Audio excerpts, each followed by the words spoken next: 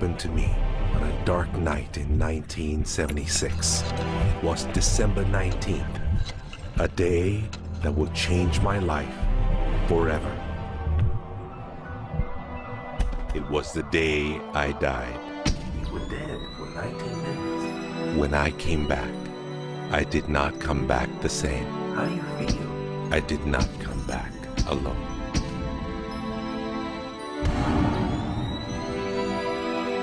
What seemed like days passed in 19 minutes. And over the course of the next few years, I began to remember the greatest mysteries revealed to me. Anything is possible.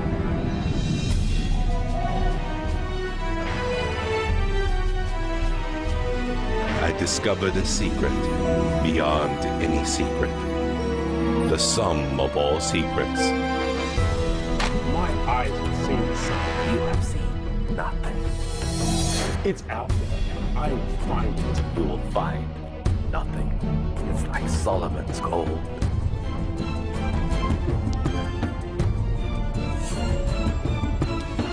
It was the key to Solomon's wisdom.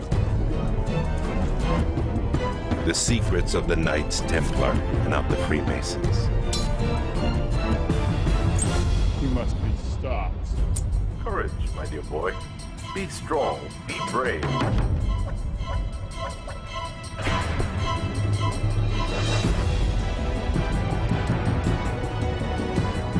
I challenged myself to find out everything I could. I found great teachers who knew this and began to seek them out.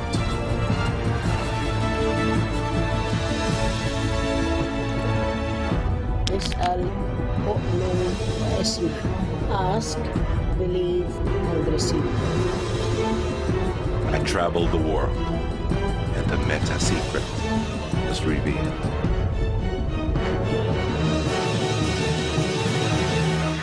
Time has come. I became a messenger to deliver all that was made known to me.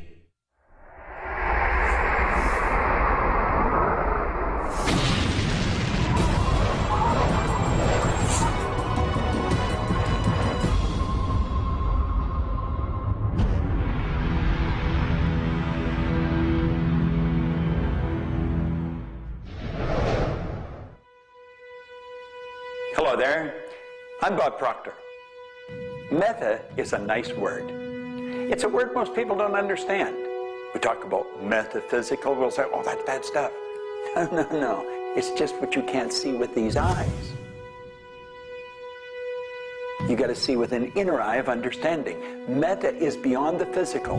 Do you know that 99% of our population has been programmed to let the outside world control the inside? If you want to get what you want, you let the inside world control the outside. That's what the meta secret's all about. The meta secret to wealth and abundance is doing what you love, following your passion, enjoying your life, being grateful for this moment, realizing that in fact you already have wealth and abundance. You have wealth and abundance to the level that you allow it in your life. Expand your level of openness, deservingness, and you can have more wealth and abundance right now. How do you become more wealthy?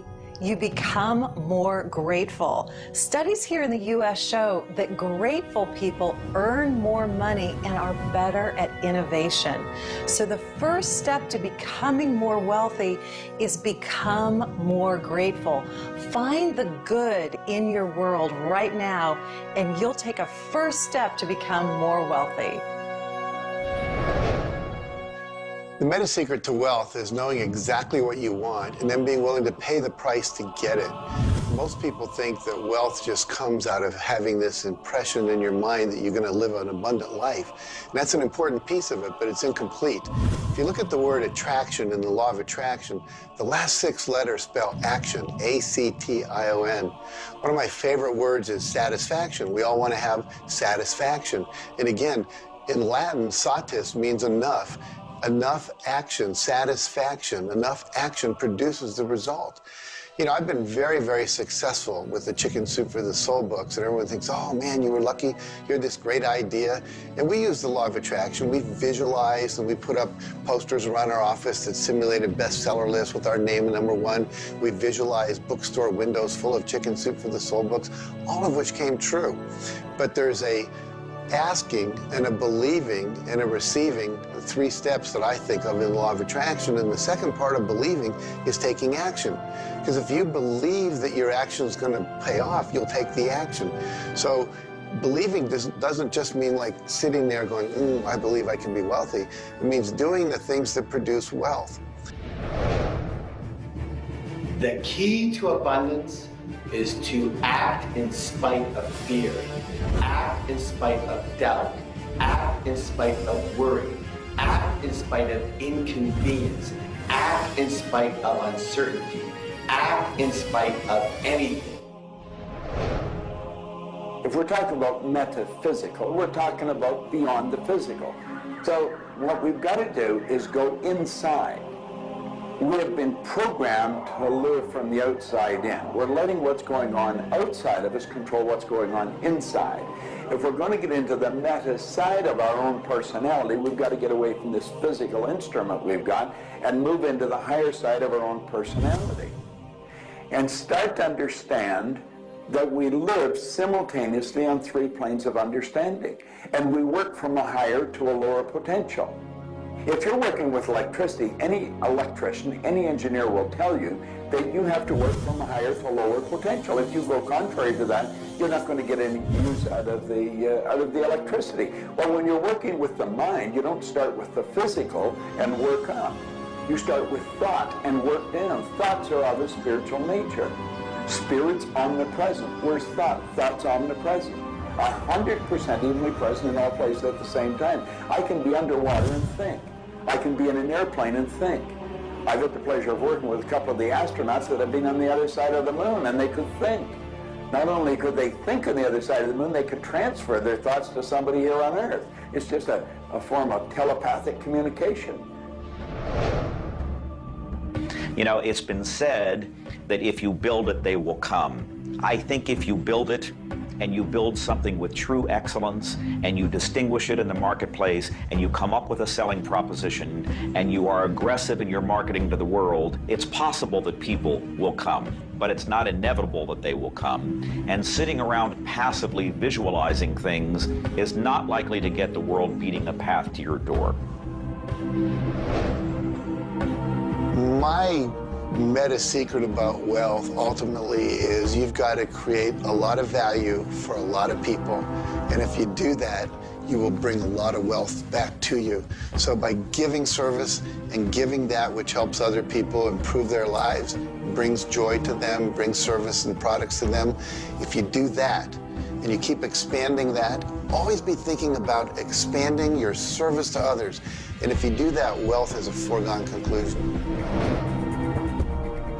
First thing, quit listening to what everyone else is telling you what to do. And start paying attention to what you want to do.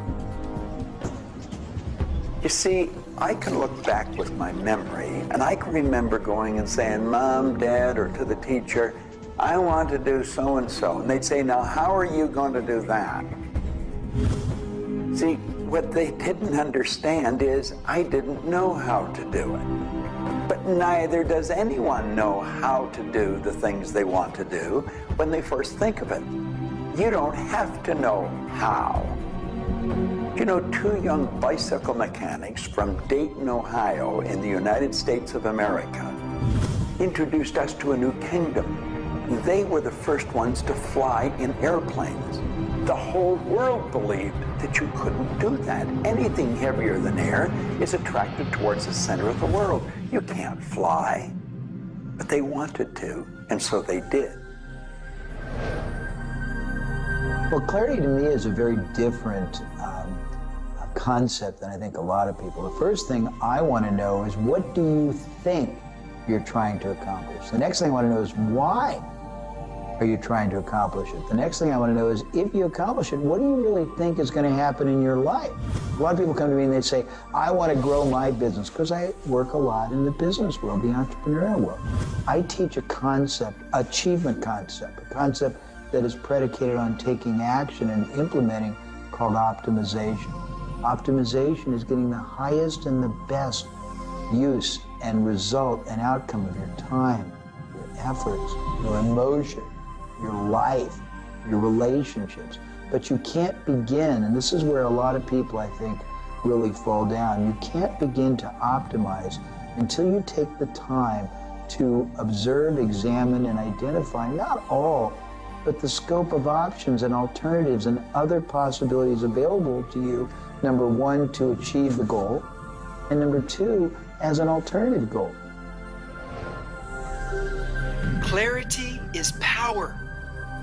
Just by being clear, you will automatically begin to magnetize things to you, to your life. The law of mentalism is about the mind. Everything that we have ever created, everything that has ever existed first in the mind. All thoughts are the beginning of all things real. All things that you can touch and feel began in the mind.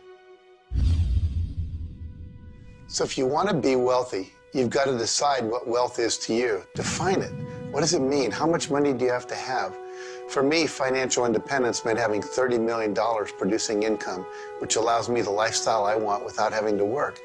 And so I've achieved that. But I knew exactly what I wanted because I looked at what it would cost me to live my lifestyle. Most people don't know their net worth. They don't know their income levels of what would be required to produce what they want. They say they want to own a yacht, but they don't know what a yacht costs. They don't know what it costs for the slippage fee. They don't know what it costs to maintain a yacht. So go out and create your ideal lifestyle and then figure out exactly what it would cost to live it, and then set that number as the number you want to achieve. Then believe you can achieve it. Visualize it every single day. Take action when the action comes. Ask for what you want. Reject rejection. Give up any idea of failure. Just persevere until you continue on, until you produce the result you want. The law of attraction's a good starting point for thinking about how to improve your life. You want to align your thoughts and your beliefs with what you want your life to be. But the law of attraction itself, by itself, won't allow you to achieve the abundance that you need. There are certain steps that you need to take, and these steps are all incorporated in what we call the meta secret. And the meta secret isn't one solitary method or one solitary system. The meta secret is a combination of tools, methodologies, and ways to understand the world and ways to understand how we can change the world. Until I started looking at who I was and who I wanted to become, nothing changed. Because every time I would look and I would blame something else or blame somebody else or just look in a different direction that was not inside, I would get more of what I was creating. Because every time I created something, people would react to that. Every time I took an action that was blaming this or blaming that, people would react to that. And you know what? Then I would react to their reactions. And I was creating an environment that was busy. Instead, an environment that supported wealth and abundance. If you look around, there's nothing but the abundance everywhere that you see. You see the trees growing. You see businesses happening. This is wealth, this is prosperity, this is abundance. If it's not happening for you, it's because unconsciously you have beliefs, counter-intentions, negativity that actually blocks it from coming into your life. It's actually working the law of attraction all the time, but it's happening on an unconscious level. The abundance is there, the wealth is there, but if you don't feel it, if you're not expressing it, it's because inside of you, you may feel you don't deserve it. This is part of the unconscious work that has to be done in order for you to feel on a conscious, real, live, earth-level level what's happening with abundance and prosperity. Abundance, wealth is your natural birthright. If you're not feeling it, it's because of your unconscious beliefs. The law of correspondence, simply stated, is as above, so below, as within, so without. The law of correspondence is simply attesting to the fact that we are human creatures, physically present, but we have minds and we have spirits. So we exist in more than just one plane. We might even be multidimensional beings with multidimensional thoughts, and there may be more to you than just meets the eye. If you want to be wealthy on the outside, you first have to become wealthy on the inside. As above, so below. As within, so without. First, you have to become wealthy in your thoughts. Then you become wealthy in your outer expression of that. You have to have a wealthy attitude. You have to have a wealthy, abundant thought form about who you are and what's possible. And when you have that, it will start to manifest outside of you. If a person wants to take a quantum leap rather than incremental steps, they have to begin by understanding that they can do that. There's a marvelous little book. It's called U Square. Now think of what that means. If you square a number, you multiply the number by the number, don't you? Well, when you square, you multiply your potential by your potential. It's astronomical. I mean, you just go off the board. The man that wrote the book, Price Pritchett, he said, when you're looking at a quantum leap, he says it looks ridiculous, utterly. But in retrospect, it looks like a natural thing to happen. It was without effort. It's with ease. And that's what quantum leaps are. What you're really doing is getting rid of limitations in your mind, and you're letting your mind just take off and build a great big idea. And you start before you're ready. You defy what the masses are controlled by. You've got to move into a space all of your own. Understand you're working with an infinite power that's omnipresent. It's with you all the time. It's closer than your breath. And you get in harmony with that and just release all thoughts of limitation and make up your mind you're going to take and just compound your effectiveness. That's essentially what I did. I didn't know what I was doing at the time. I didn't understand quantum leap, but I took my income from $4,000 a year to $175,000 in a year. And then it went over $1 million. And I had no understanding of what happened. Now understand this. I had been raised to believe that if you don't have a good formal education, that you'd never be able to do what I did. If you don't have experience, you can never do what I did. I had 2 months high school and I had a bad work record. But my income went from $4,000 to over $1 million a year. Now you can do that. And the first step is understanding that you can do it. Quit listening to people tell you you can't. And start to see yourself doing something really big. Write it out on a sheet of paper. Begin by saying, I am so happy and grateful now that I have turned my annual income to a monthly income. It's not just about attracting things to you. It's about learning to trust what you're attracted to. You are naturally going to be attracted to certain kinds of people, to certain movies over other movies, to places you want to vacation versus other places, to workshops you want to take or books you want to read versus other books. Trust what you're attracted to. It will take you where you need to go, and it may not always make sense to you.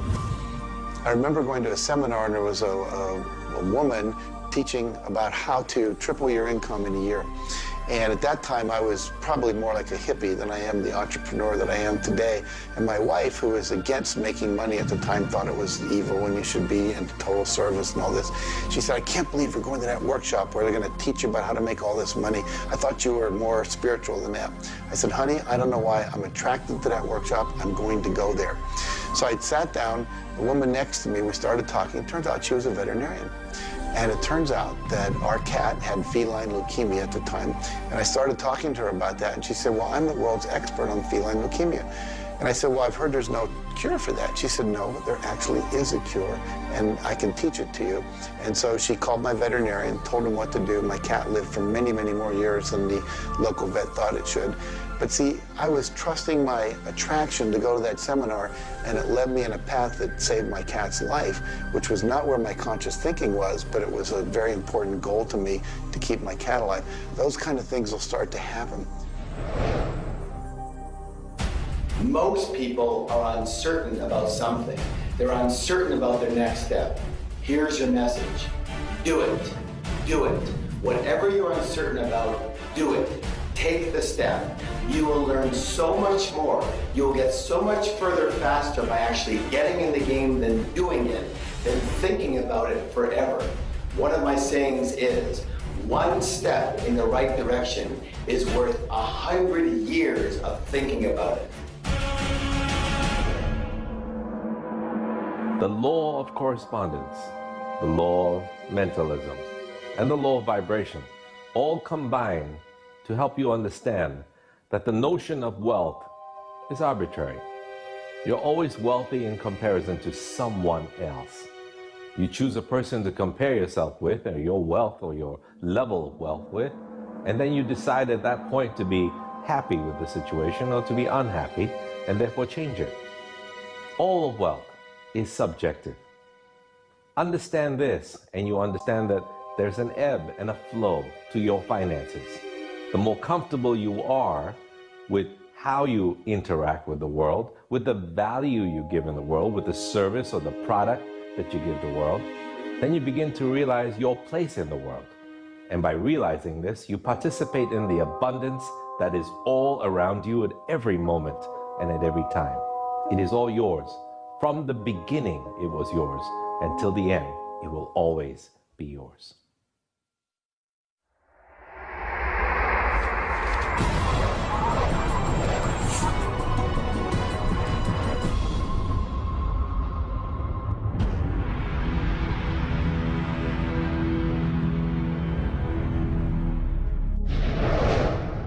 The meta secret to relationships is to know that the universe is giving you love right now.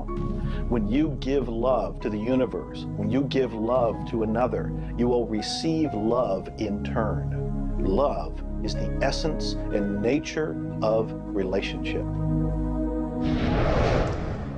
Relationships are a two-way street. It's not just about taking and giving and receiving and getting what you want, but it's also about giving. I like to say that each person should take 100% responsibility for the quality of the relationship. Because if you take 50-50, whenever it's not working, it's going to be their 50%. So if you take 100% and act as if everything in the relationship, you're creating it, and when it isn't exactly what you want it to be, say, how am I creating that?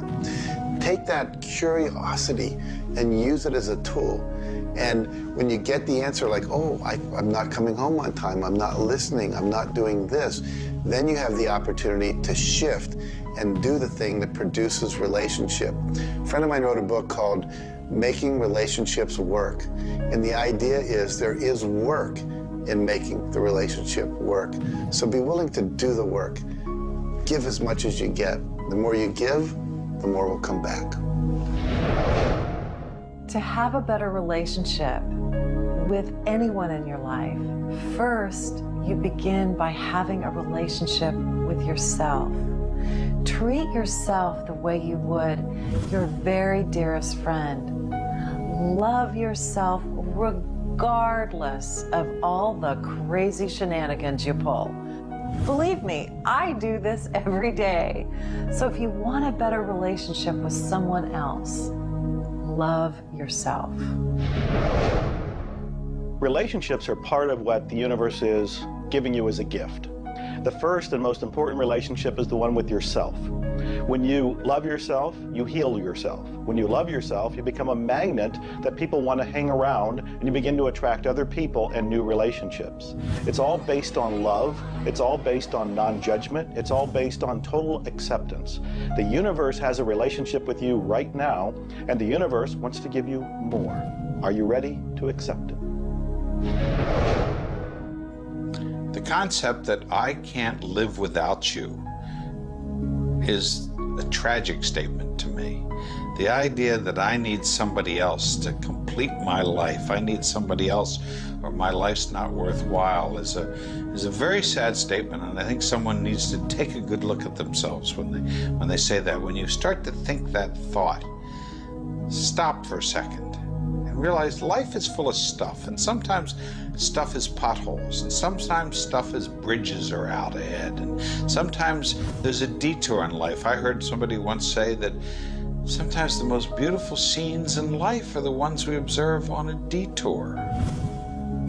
Have you ever gone on a detour and realized that your life wouldn't have been the same if you hadn't taken that twist or that turn in your life? Next time stuff happens, take a look. Maybe there's something better right around the corner. The law of cause and effect tells us that there are no such thing as coincidences. Everything that happens in this world happens because of a reason. Someone, somewhere, created a cause. It may not be something you are aware of. It may not be something we can even begin to realize or see at this level. But at some level, someone, somewhere, or a group of people, or even us, may have created it. And so as a result, we see the effect. We see the effect around us. We see the effect everywhere on this planet. Everyone asks me, Jay, how in the world can I have a better, a happier, a richer, a more joyous relationship? And it's very simple. First thing is you got to slow down enough to be externally focused.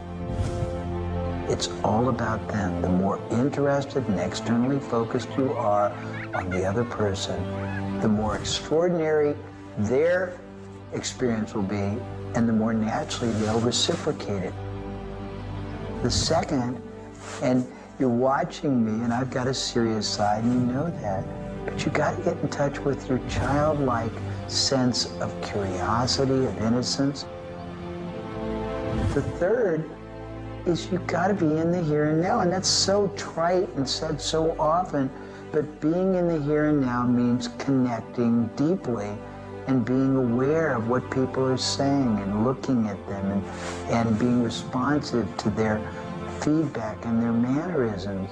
And the last thing, and the easy thing, is to, again, as I said earlier, enjoy the process. We are so busy, so stressed in our life, trying to get from one thing to another, trying to multitask, that the greatest way to have wonderful relationships is to commit. Commit, not just the time, but your being, to being there, to connecting. For me, the meta secret to relationships is to be the person you're looking for. Whatever it is you're out there looking for, be that and give it away. If you're looking for someone who's loving and kind and compassionate and generous, you need to be loving, kind, and compassionate and generous. Whatever it is you want, you've got to be that and express that out into the universe. And whatever you express out is going to come back multiplied. The meta secret of relationships is for you to develop an identity that brings out the best in your partner and helping your partner to be the best that they can in order to bring out the best of who you are. Criticism seems to be a big problem. If you are really secure in yourself and somebody criticizes you, it isn't going to bother you. Now, if you're insecure and somebody criticizes you, it's really going to bother you. You see, 9 out of 10 times, the person that's criticizing you really wants to help you. They just haven't really learned how to communicate effectively. But let's not let somebody else's criticism or their way of helping us shake us. If we're solid in our own self, and we really understand ourselves, then we can handle it and it won't be any problem.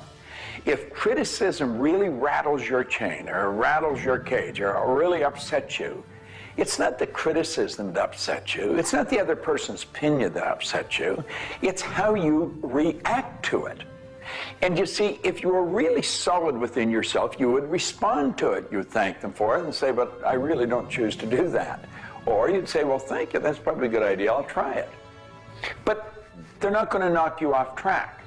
So it goes back to have a good, sound self-image, a good image of yourself. Maxwell Maltz wrote a beautiful book on that way back around 1960 called Psycho-Cybernetics. Psyche-cybernetics. Cybernetic is the communication mechanism in our mind. It's the image that we hold of ourselves. It's like a life-governing device. Well, you've got an image of you just same as I have an image of me. And our image controls how we walk, how we talk, how we dress, how we meet and greet people.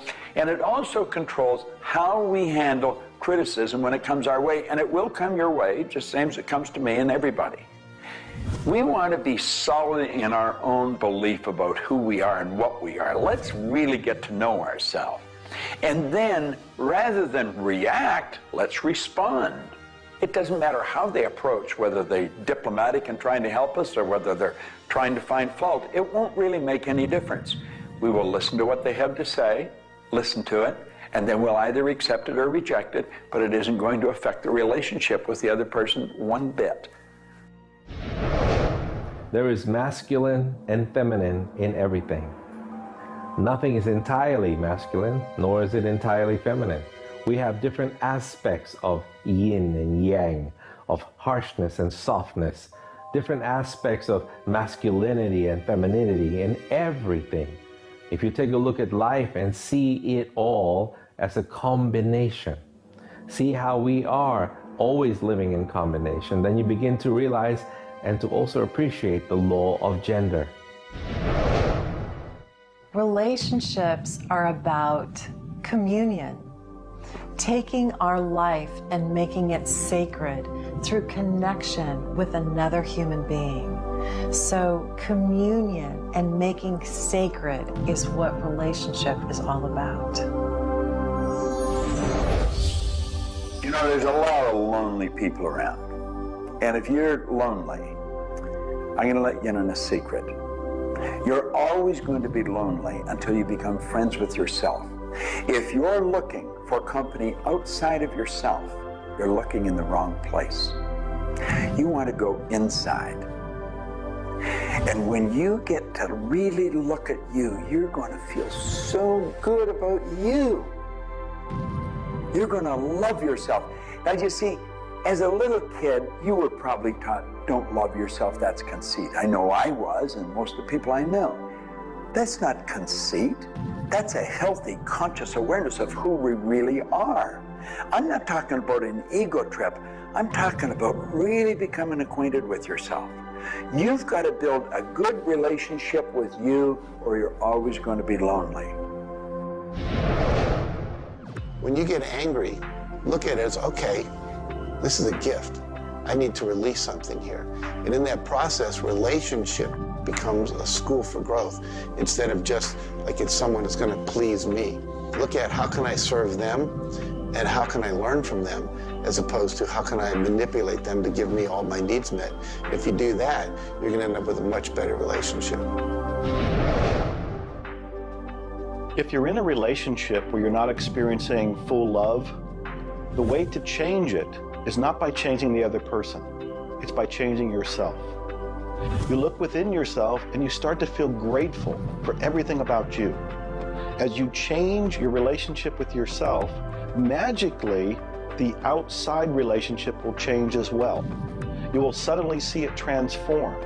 You will suddenly see that there's love in that relationship with that other person. But you don't change the other person. You change you. A lot of people spend valuable time in their life focusing on the past. I could probably spoil your week if I reviewed the first 26 years of my life. My life was a mess. And you know, at the end of 26 years, imagine living for 26 years and looking at yourself, you're unhappy, sick, and broke. I had a guy look at me and he told me I was one of the most miserable people he had ever met. And he was right. I was plain miserable. He said, you're always sick. I didn't have a terminal illness or anything, but I was always backache, headache or something, and I was always broke. He said, why don't you change it?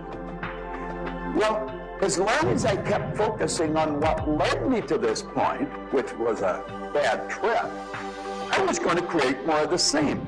And he said, let it go. Forgive it.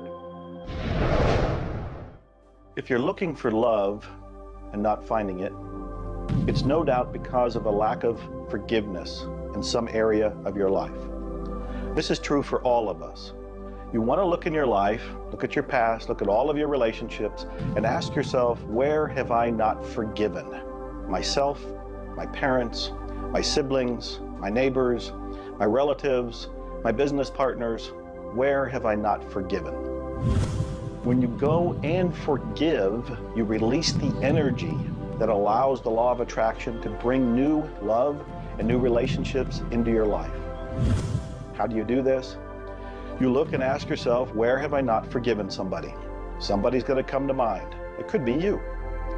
The second thing you do is say, can I forgive them? Can I forgive myself? Whether you say yes or no, you move to the third part of this, and you start to wonder, what made that person act the way they did at that point? What made me act the way I did at that one point? And you start to go deep into understanding the psychology of behavior, and you realize we're all doing the best we can, yourself included. At that point, when you can forgive yourself and you can forgive these other people, whoever it might be, for whatever may have occurred, when you forgive them, you release all of the energy that's been stuck psychically within your own mind and your body and your soul. And when that releases into the universe now has an open pathway to return to you new love, new relationships, new blessings. It all begins with forgiveness, and you can do that right now. When we talk about love, we're talking about the greatest word in the world. Leadership is a great word, but no word compares with love, because without love, you're dead. There's life in love. There's forgiveness in love. There's really everything. There's thankfulness in love. Now, the problem is learning, where do we start? Because we find sometimes in families, there's no love. In marriages, there's no love. But we quit looking around and we start learning. It begins with me. And when we start learning, we're not too loving ourselves. And it begins with your learning. To me, you could say you're loving, but unfortunately, you love people you like. Love has to be unconditional, loving those you don't like. Now, in my case, when my wife married me, she said she loved me. I told her I loved her.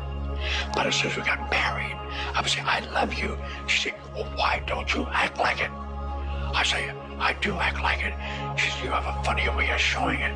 I say, well, I love you enough to die for you. She says, try living a little.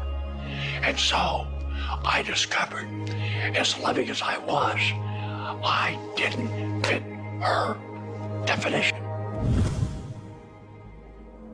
The law of gender, the law of vibration, and the law of rhythm. All of these figure in relationships. You see, love is a dynamic. Any relationship is a dynamic. When you are actively relating, that's when it's alive. That's when it's fun.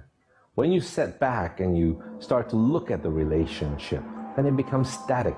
It becomes a relationship to be assessed, to be looked at. But when you're relating to your partner or your spouse, amazing things happen. It's dynamic, it's moving, it's alive.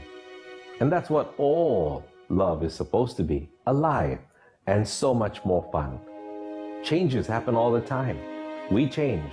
Human beings change. You change, I change, we all change. But if you can change together in the same direction, amazing miracles take place. Words, feelings, thoughts are all aligned. And all of a sudden, you can take on any problem and it's not an issue. That's what relationships are all about. That's what relating is all about. That's what love is all about.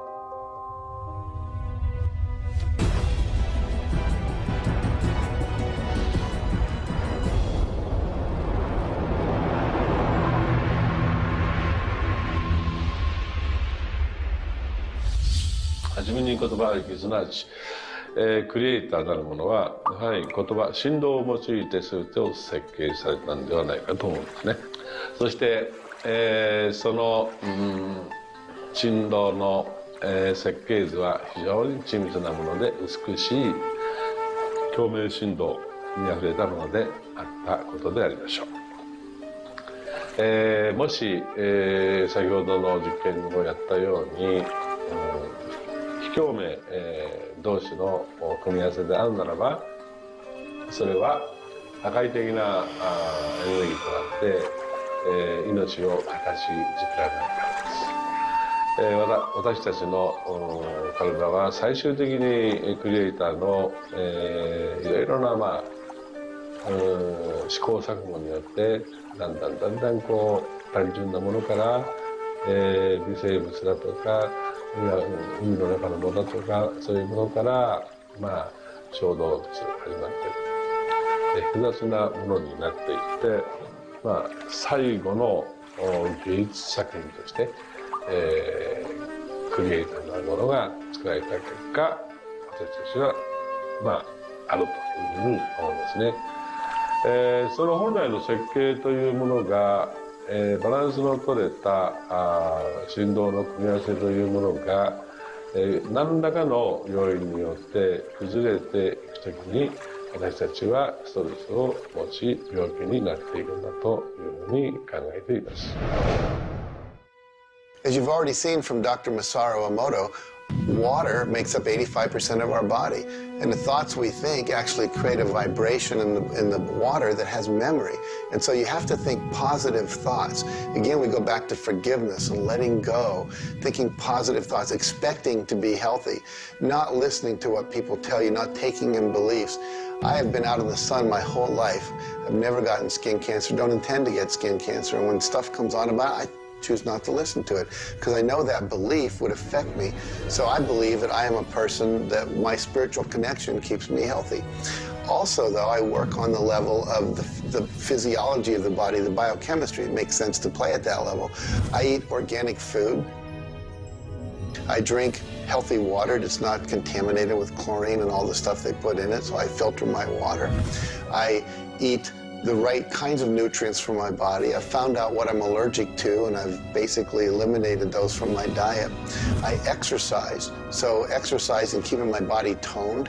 We want to have resistance exercise. We want endurance, which means we need to jog and do aerobics and things like that. And we need to have flexibility, things like yoga and Pilates.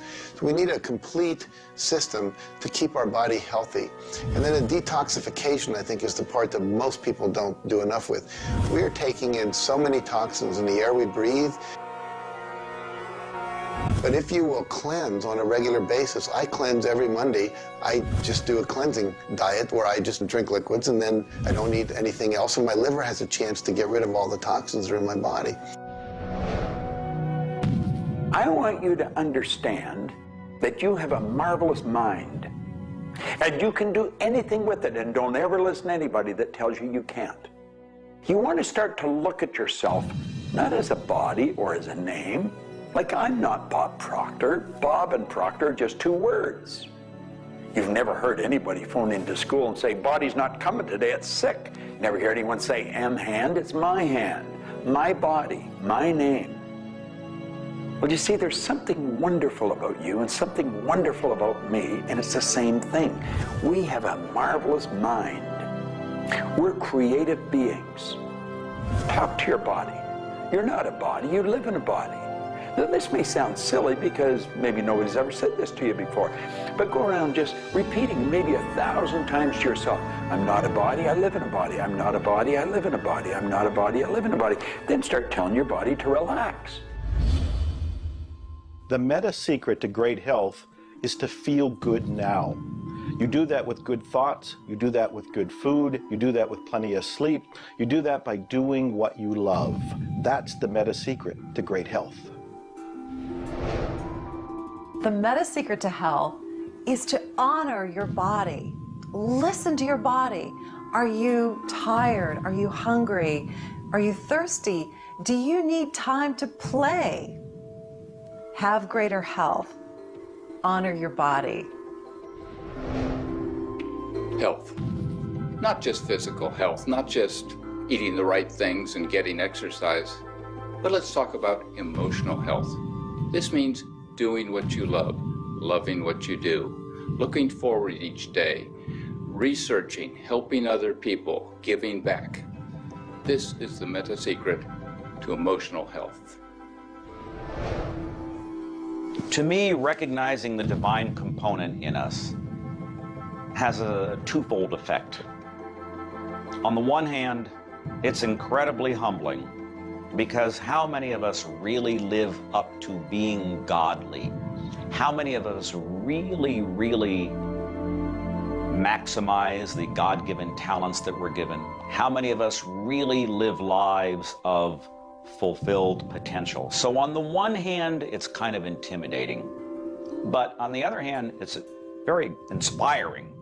It's inspiring to think, I, as a human being, am capable of being godly. I'm not God. I'm not going to confuse myself with God, but I am capable of being godly.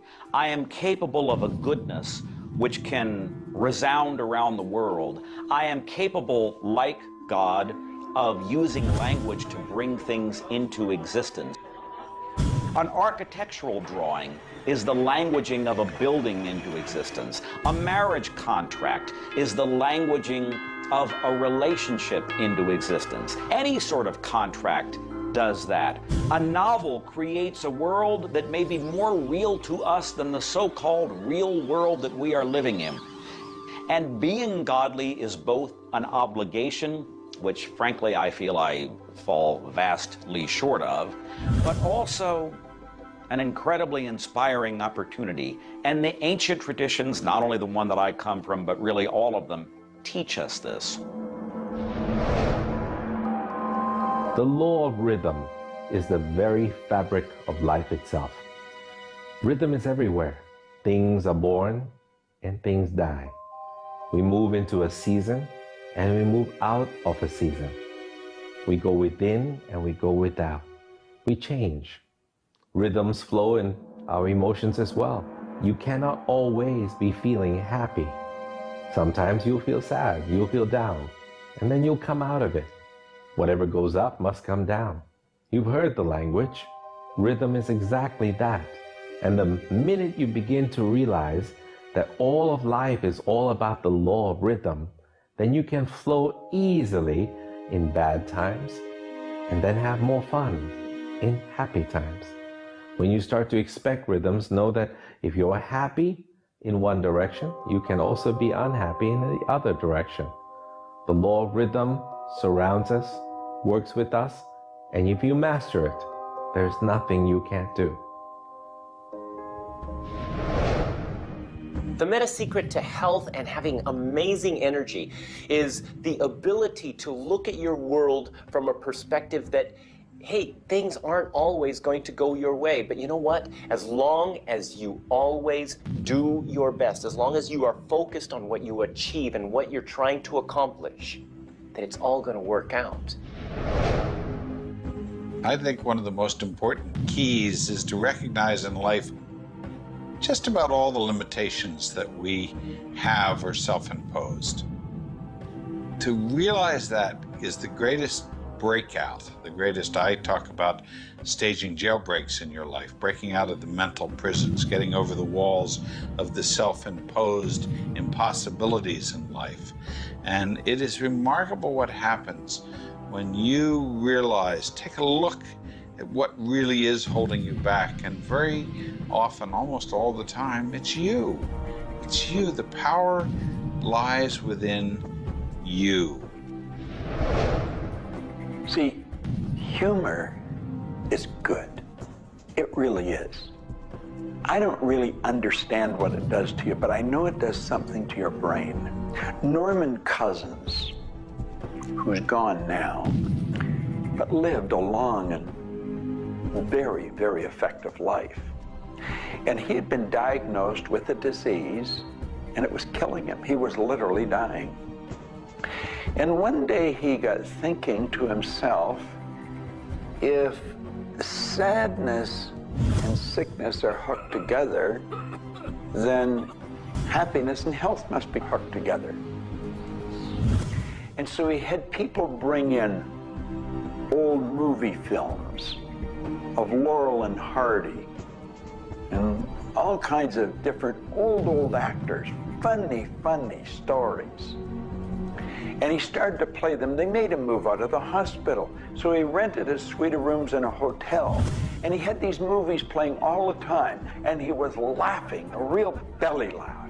And he got better. Now, I think you know when you're laughing, you're feeling good. Start to laugh at yourself. When you make a mistake, laugh at yourself. Don't get serious with yourself. It plays a very, very important role in a healthy, relaxed life. If you want to study it further, get into some of Norman Cousins' material, and he'll explain exactly what it does to the brain that controls the vibration of the body. Start laughing a little more. Have fun. The mind can't be all it is designed to be without the body being everything it was designed to be. But we basically thwart both. Or you can have a great relationship. You can have a great financial situation. You can have a great family relationship.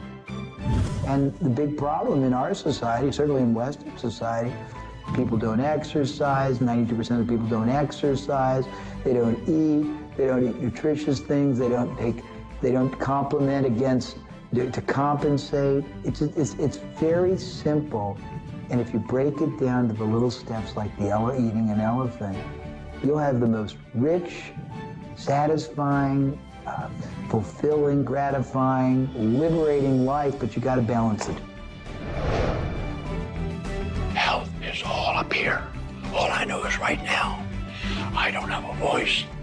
I don't have good sight. I don't have a hearing. My strength is gone. However, I have never been more excited and thankful in my whole life. The law of vibration simply states that everything is in motion. Nothing stays static. At some level, even though something may appear as if it's not moving, its molecules are moving, its atoms are moving. Everything vibrates. Not just your thoughts, everything. Now, I do understand that disease cannot stay in a healthy vibration. It just cannot. I also understand you cannot turn disease into health, but you can release disease and recreate health. You see, your body is changing at the rate of millions of cells every second. And it's the thought patterns that you hold in your mind that control the vibratory rate of the body. Your brain is an electronic switching station.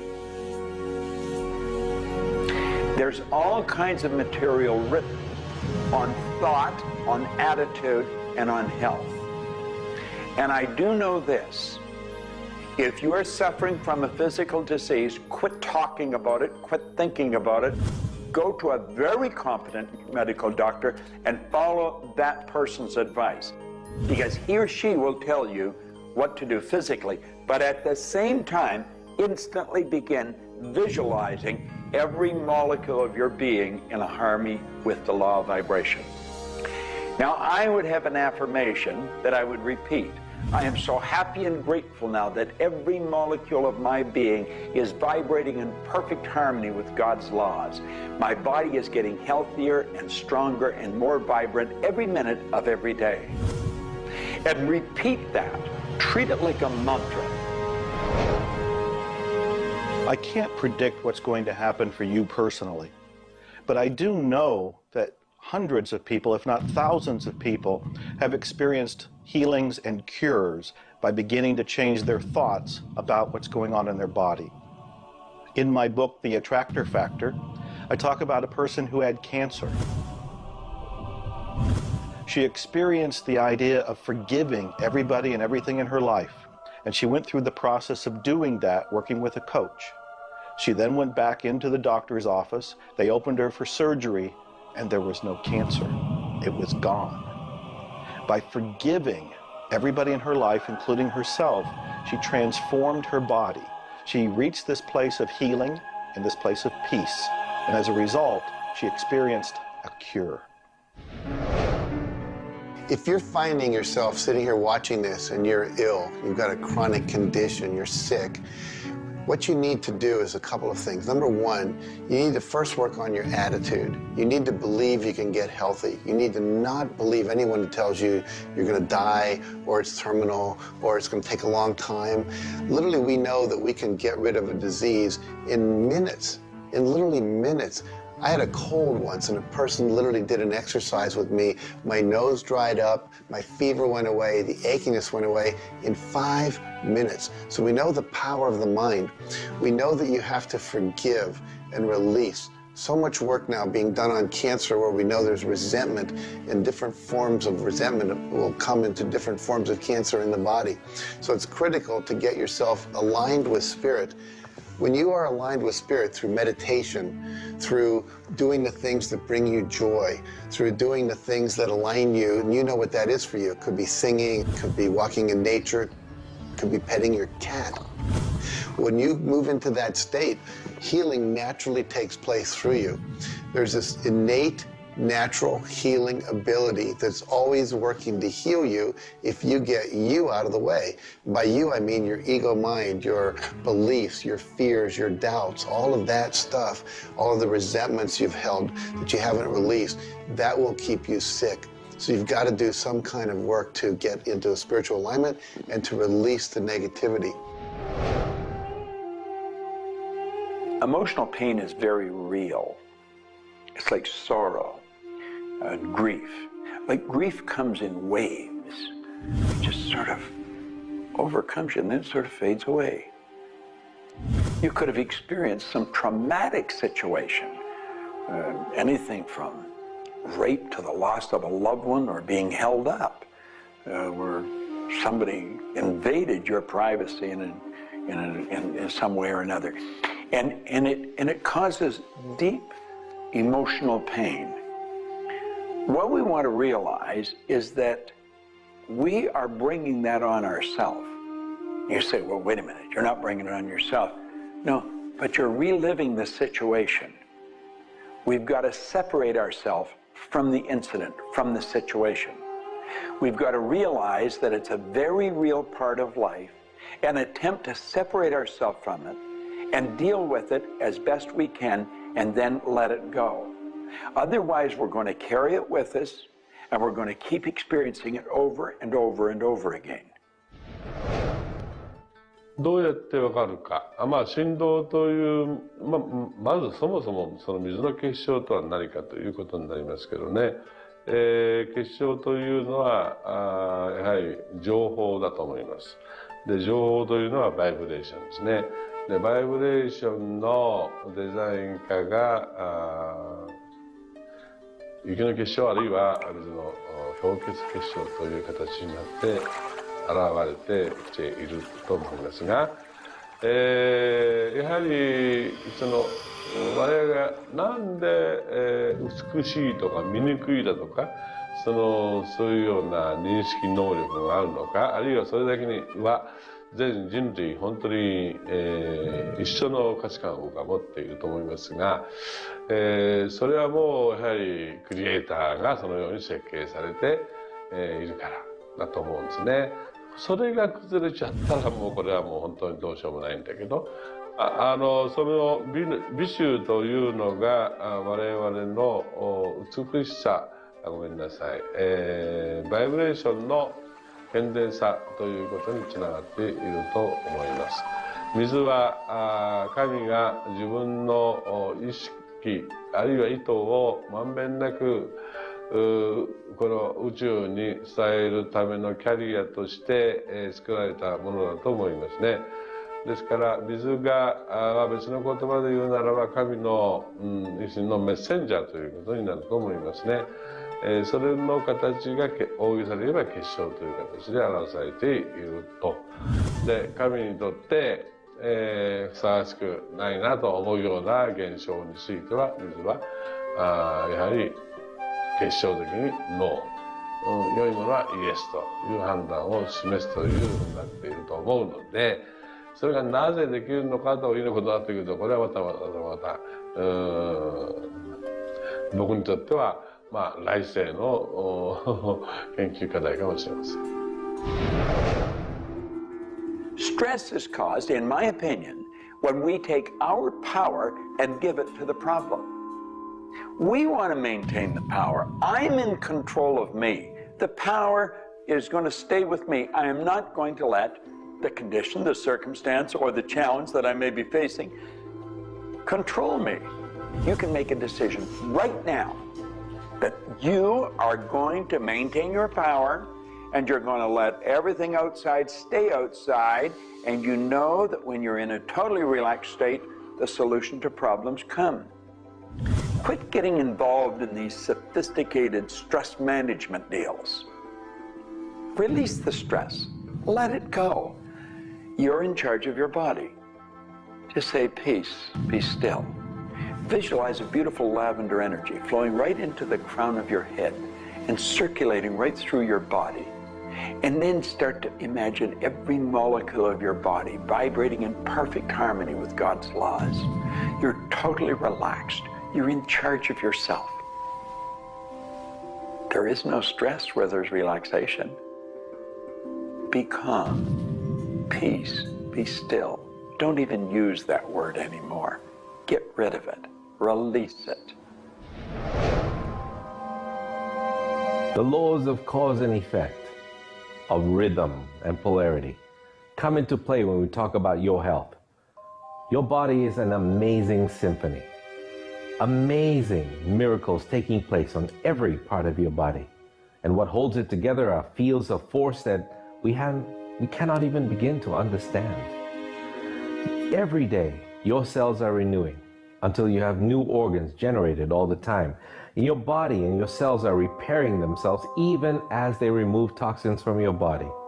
I can't help to wonder sometimes if you gave that entire symphony a wonderful environment filled with fields of happiness and radiant joy and vitality, how that growing, renewing process might work a little bit better, sort of like happy children in a playground.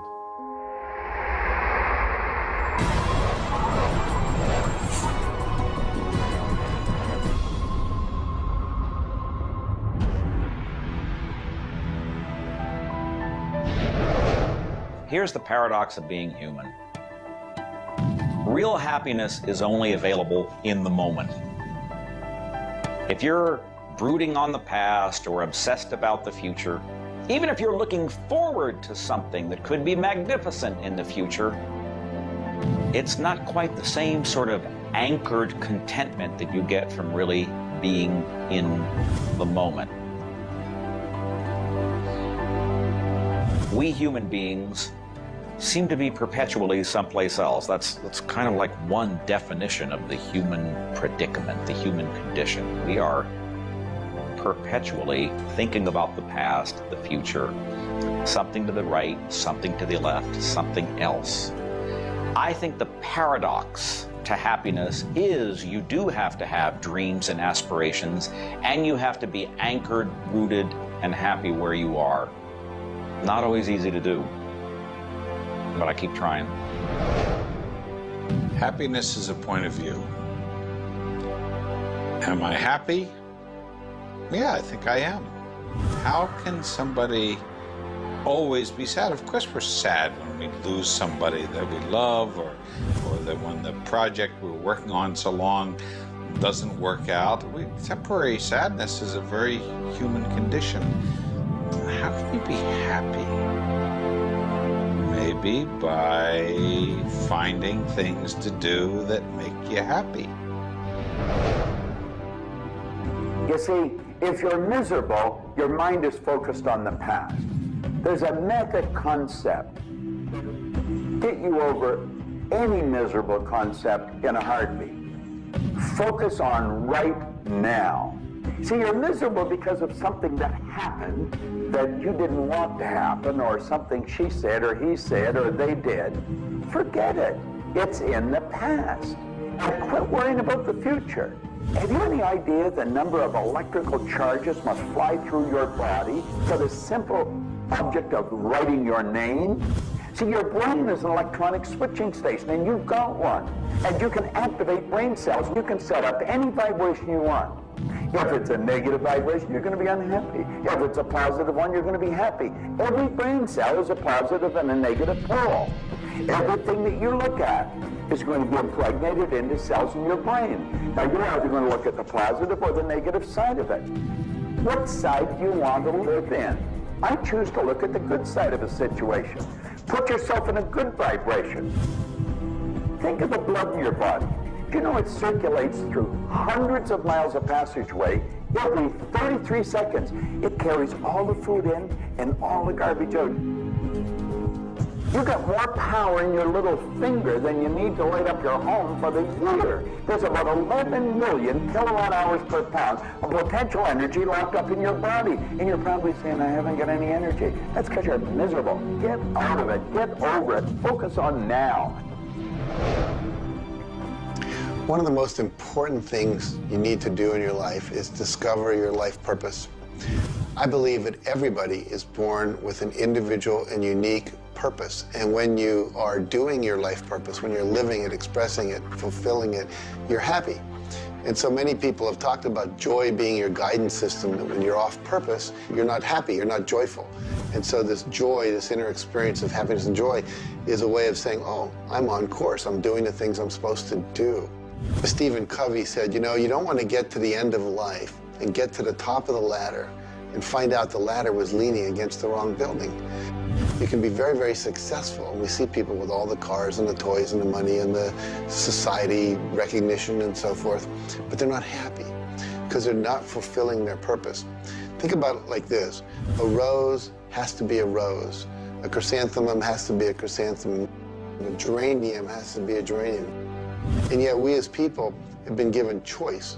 The choice to pursue any number of things and do whatever we want to do. But unfortunately, most of us have been talked out of our purpose. If you want to be happy, come back into this moment and do what you love in this moment. You should absolutely work toward improving your life, improving the world, improving your relationships, improving your finances. Every sort of conceivable improvement at a micro or macro level should indeed be your agenda. But if you are not happy with things the way they are, then your happiness is perpetually on hold pending a condition that doesn't exist yet. If you do that, you will never be happy. You have to realize that the point of power in your life is in this moment. People think about the future and they throw their power into the future. There is no future. When it gets here, it's called now. It's called this moment. People think about the past and they throw their power into the past. But there is no past. It's gone. When you think about the past, you think about it in this moment. This moment is all there is. And you can be happy in this moment. When you are, everything is taken care of. All is well. Happiness and achieving happiness is a process. It's not something you achieve right now and you're done and you have your happiness. It's something that you're constantly attaining and re-attaining through life. And the way to do that is to really understand what brings contentment in your life and to achieve that. And one of the key things to remember in terms of happiness is that part of this process is sharing happiness with other people. The more we share happiness and the more we teach other people how to bring happiness and fulfillment in their life, the more we'll be happy and fulfilled. So continue with your journey of greater fulfillment, and you'll have more happiness in your life. The law of polarity is about dualism. Everything exists in relation to something else. There is no person that's entirely good. There is no person that's entirely bad. There is no entirely hot or entirely cold.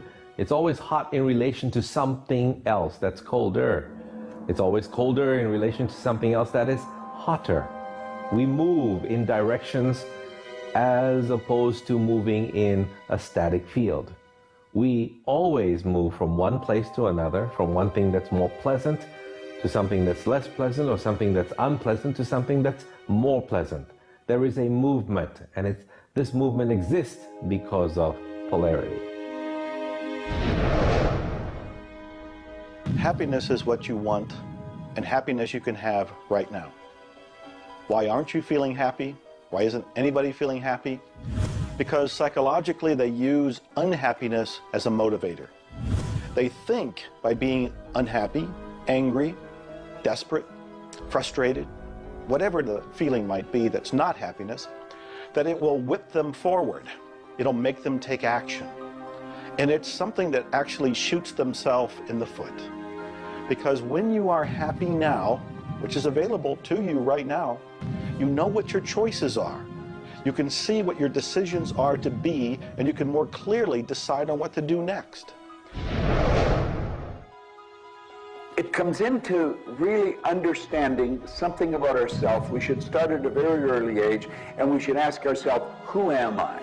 You know, what really makes me tick? And get to know ourselves.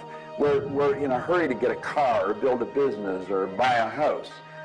We should introduce ourselves to ourselves. School hasn't done it. Our parents aren't doing it. You go to work for somebody, they're not going to do it. So if you don't do it for yourself, you're not going to do it. This deals between you and yourself. Pogo said, we have seen the enemy, they are us. Whatever has happened in your life, whatever's going on for you, if it's not the way you want it, any situation, consider the fact that everything happens for a reason, and that reason is there to serve you. How can you reframe this? How can you relook at this in such a way that helps you, that supports you, that puts you on the path to success and positivity again? It doesn't help you to be negative. It doesn't help you to wallow. All that can do is bring you down. It's time to change your mind. It's time to reframe, relook at it, have a new perspective, a new view, and put this in the light of this was there to serve you. There's no accidents in the universe. This happened for a reason, and that reason is there to help you. We grow up with the idea rich people aren't happy. Well, I know rich people that are laughing. They're very happy. And of course, I know people that are very wealthy and are very unhappy. I remember Earl Nightingale one time saying, since it doesn't make any difference whether you're rich or not, if you're happy or not, you might as well be wealthy. And then if you're miserable, you can at least be miserable in comfort. We've got to understand that all the money in the world is available to us, but we have to earn it. Now, that does not mean we should work. This is where the meta secret really comes into play. Working happens to be the very worst way to earn money. We should work for satisfaction. People should go to work at what they love doing. When we think of work, what we're really talking about is how we spend our days. Work has probably a bad energy attached to it. We should spend our days doing what we absolutely love to do. When it comes to the fear of failure, you look at your life and you ask, if I pursue my dream, my passion, my love, and it doesn't work out, will I still be okay? Can I still love myself? Will life still go on? When you realize that the answer is yes, you remove the fear of failure. When you remove the fear of failure, you have energy to go forward and actually make it a success. Well, what about the fear of success? When you are successful, you can make a difference in the world. If you really want the world to be a happy, prosperous place, Contribute a happy, prosperous person to it. You. The meta secret to happiness is that there is perfection in imperfection. That when we accept our environment for what it is and the people around us for who they are, we can make a big difference. Happiness. What makes you happy? Everyone is not the same. For me, it's research. I love researching and writing and putting multimedia programs together. And this allows me to do something else that I love, traveling the world. I travel more than 6,000 miles, that's 9,000 kilometers, every week. I've been to more than 52 countries. I board an airplane every 2.5 days. I've been around the world more than 16 times in just a couple of years. I enjoy that. Meeting new people, meeting new audiences, helping people. What makes you happy? That's what makes me happy.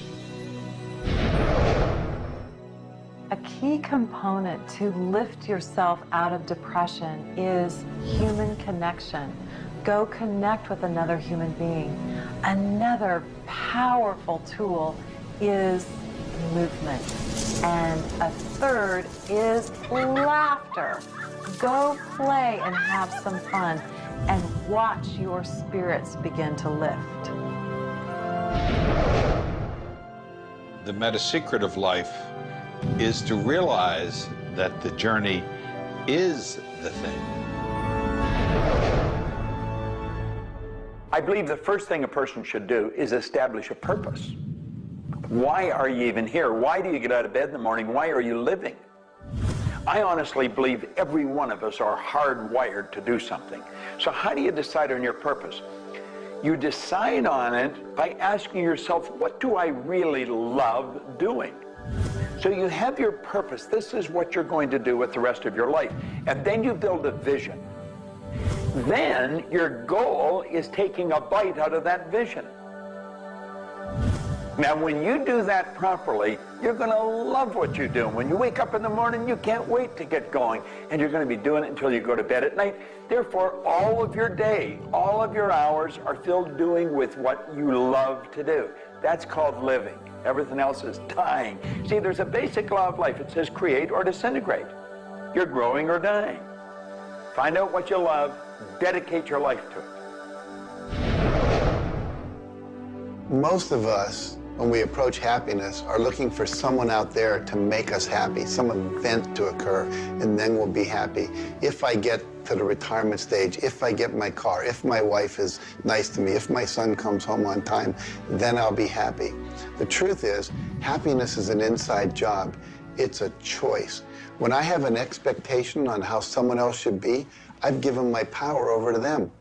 What I want to do is simply learn how to create joy and happiness inside myself. And we can do that in numerous ways, by doing the things we love, by focusing on the good qualities in ourselves, by choosing to focus on the good qualities in others instead of being judgmental. Once we realize that happiness is an inside job, and I get to be as happy as I choose to be, not as happy as other people make me, the reality is I can move into a state of pretty much constant joy and bliss.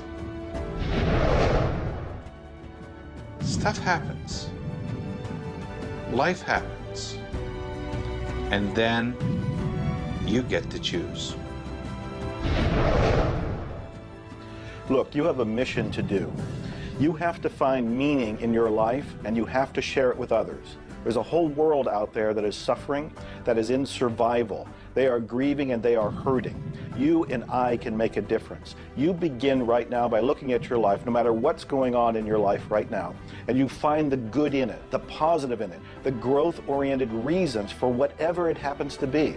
You find the good in it, and whatever is happening, you turn it into something positive. You turn it into something good, and you go and share it with the world. You will become an inspiration to others, People model other people's behavior, and that's how the world changes. You be that inspiration for success. You be the model for change. You be that person that has meaning in their life, and you will give meaning to yourself and others. It all begins with you.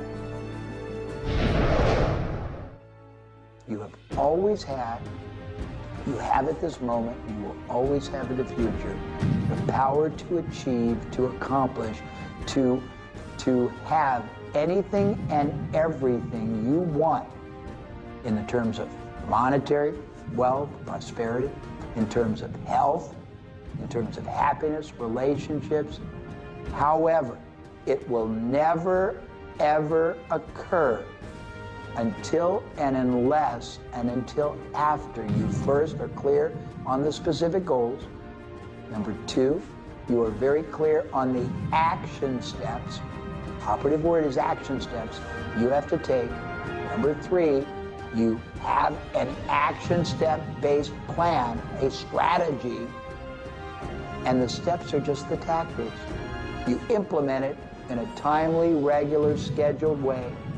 Number four, you monitor, you pulse, you really pay keen attention to your progress.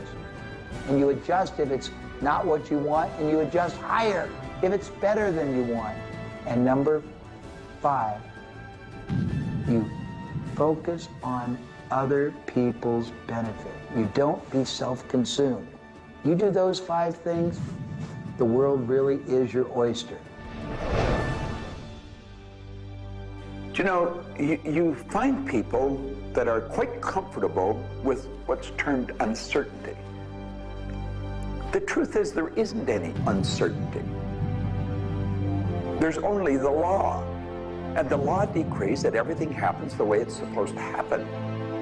If we build the image in our mind of what we want, and we're true to that image, that'll control the vibration we're in, that controls what we do, and it controls what we attract. Now, the problem is, we let that image get out of the way every now and then, and we're controlled by something outside. And that takes us off track. We've got to correct it and come back on track. But a person that has direction in their life, there's no uncertainty. There's only good stuff coming. It's stuff that's going to cause the image in our mind to move into form. And so we wake up every day wondering what part of it's going to show up today and where's it coming from and who's going to deliver it. Every day holds something really good for us. Alfred Adler, the great psychologist, said, "I am grateful to the idea that has used me." I love that. Get a big idea and understand that you're going to see it move into form, and that's just as certain as the night following the day, because that's governed by law too. The laws of correspondence, of vibration, polarity, and rhythm come into play when you talk about the meaning of life and happiness. We make our happiness dependent on what other people can do for us instead of what we can do for ourselves. You know, there's a concept they don't teach you in school. It's called enough. Sometimes what is enough for one person may not be that way for somebody else, and we want more. And when you want more, you're setting yourself up for disappointment, because not always will you get more. Sometimes you do, but it's not all the time.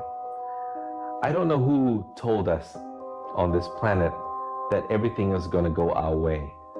Sometimes things will go your way, sometimes they won't. We've got to learn to accept this. That's the rhythm and the flow of life.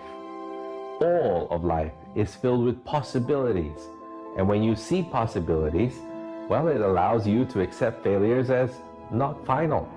Failures are learning lessons. The American Indians, the Hopi Indians in the Southwest, well, they have a belief. Every day they wake up and pray to the Great Spirit, and they say, "Oh, Great Spirit, allow us today, this day, to make 20 mistakes."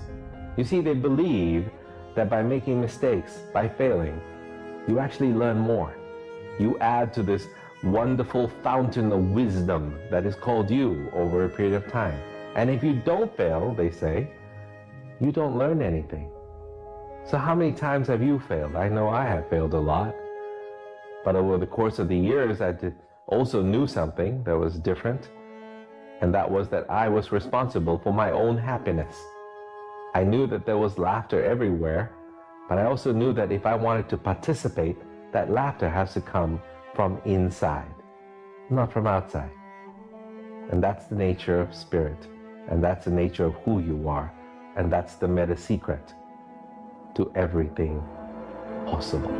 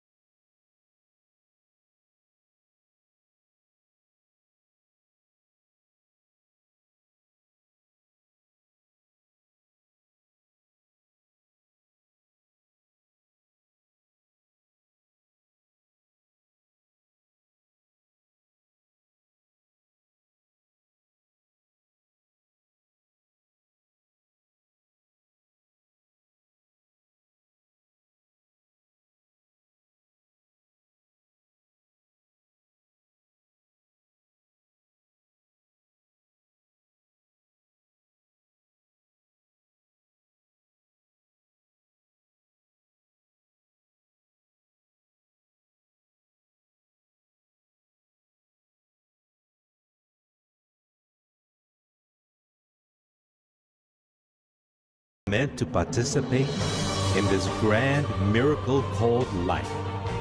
And as you begin to look all around you, start now.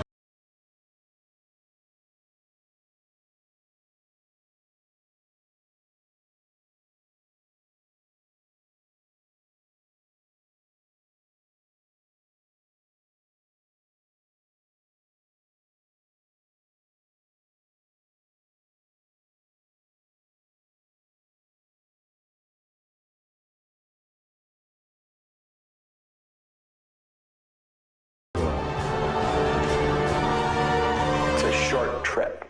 Make it a good one.